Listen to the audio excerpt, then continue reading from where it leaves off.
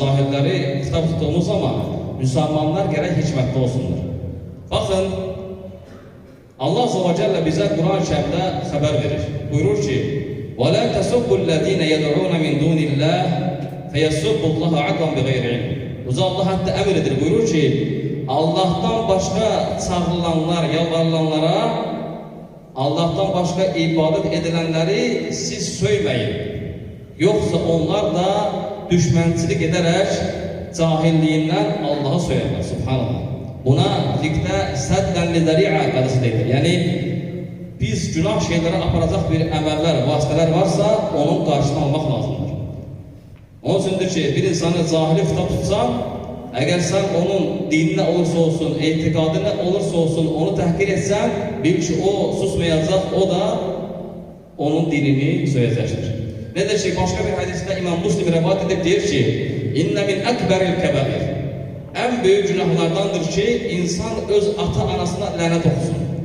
Səhabə edirlər ki, Allah'ın Peyğəmbəri, bir insan necə öz ata-anasına lənət oxuya bilər, təəccüb edirlər.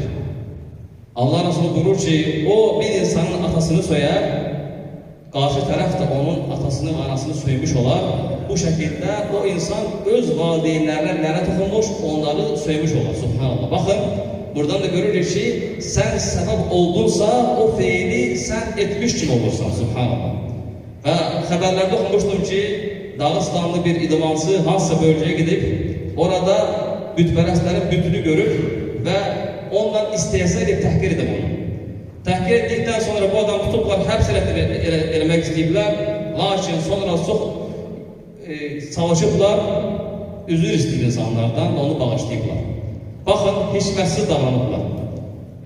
Yəni, biz insanlar Quran-ı Kərimdə oxuduğumuzda görürük ki, İbrahim Aleyhisselam bütləri qırıbdır, bəli. Və sual çıxır, İbrahim Aleyhisselam bütləri nə üçün qırıbdır?